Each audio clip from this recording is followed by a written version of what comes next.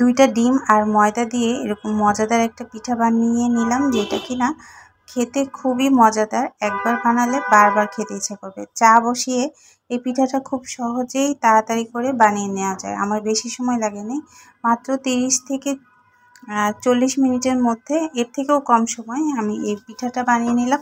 তো সামান্য 2টা ডিম দিতে হবে আর এরকম ময়দা বা আটা দিয়ে আমি একটু লবণ দিয়ে নিয়েছি। এটা আমি মিষ্টি করব না, যেহেতু আমি শিরার মধ্যে দিব। এটা আমি এভাবেই রাখবো। আর যদি কলা থাকে তাহলে একটা কলা দিয়ে দিতে পারেন, তাহলে পিঠাটা নরম হবে। আর নাইলে সিদ্ধ আলুও এখানে দেওয়া যায়। তো এটাকে আমি একটা কাই করে নিচ্ছি হাত দিয়ে ডলে। আগে পানি দিব না, আগে দেখবো যে এটা কতটুক নরম হচ্ছে, এর উপরে ডিপেন্ড করে। যদি একটু শক্ত শক্ত হয় তাহলে একটু পানি দিব। এই যে আমি হালকা হালকা করে পানি দিচ্ছি, খুব বেশি পানি একসাথে দেওয়া যাবে না, তাহলে এটা আবার বেশি নরম হয়ে যাবে। তো হালকা একটু নরম হতে হবে, যেহেতু আমি এটা অন্য একটা স্টাইলে বানাবো, অন্য একটা সিস্টেমে। দেখতেই পাচ্ছেন কিভাবে। তো আমি এটার মধ্যে একটু তেল দিয়ে আমি এটা একটু ডোটা ভিজিয়ে রেখেছিলাম। এখন এটার মধ্যে আমি দিব হলো নেট। তো নেট দিয়ে এইভাবে জালি জালি করে বের করে ফেলবো। একটা নেটের ভিতরে এইভাবে ঢুকাবো আর এই যে এইভাবে করে টান দিয়ে বের করে দিব।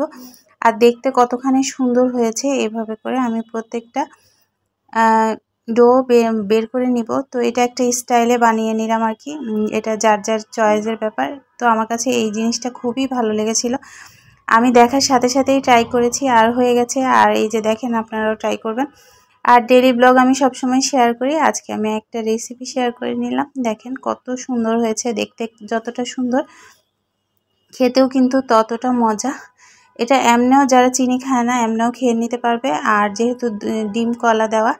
আর এছাড়া আপনারা ইচ্ছা করলে চায়ের সাথেও এটা খেতে পারেন। আর এটা যদি একটু চিনি শিরা দেওয়া হয় তাহলে আরও মজা হয়, একদম মিষ্টি হয়, মানে একটু মিষ্টির মতো হয় খেতে, কিন্তু অসাধারণ হয়। এভাবে করে একবার ট্রাই করবেন, দেখবেন যে কতটা ভালো হয়। আর এটা কিন্তু কম জালে ভেজে নিতে হবে, যেন কাঁচা না থেকে যায়। আর এখানের মধ্যে আমি যতটুকু পানি দিয়েছি ওটুক চিনি, মানে হাফ কাপের মতো পানি দিয়ে হাফ কাপের মতো চিনি দিয়ে এটাকে একটু জাল করে নিয়েছি। আর যদি চিনি না দেন গুড় দিয়েও হবে।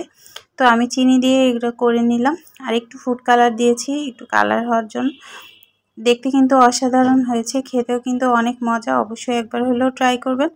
আর গরম গরম, একটু ঠান্ডা হলে ফ্রিজে রেখেও খেতে পারেন, তাহলে একদম রসটা পরিপূর্ণ হয়ে যাবে। আর যেহেতু আমার সময় ছিল না, চায়ের সাথে এখনই খাবে সবাই, তো আমি এই গরম গরমই খেয়ে নিয়েছি। আমার কাছে খুবই মজা লেগেছে, আপনারাও ট্রাই করেন, দেখেন কেমন হয়েছে। আর খেয়ে অবশ্যই আমাকে জানাবেন কমেন্ট করে যে কেমন হয়েছে আপনাদেরটা। আর আমার রেসিপিটা যদি ভালো লাগে অবশ্যই লাইক কমেন্ট করে পাশে থাকবেন। ডেইলি ব্লগ শেয়ার করি, আজকে আপনাদের সাথে একটা রেসিপি শেয়ার করে ফেললাম। আল্লাহ হাফেজ, আসসালামু আলাইকুম।